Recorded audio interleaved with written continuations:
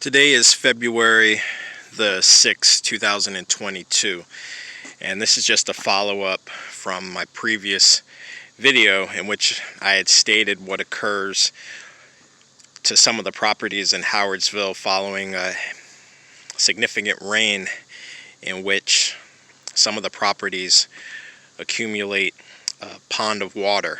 And this is a typical example where water has no place to exit,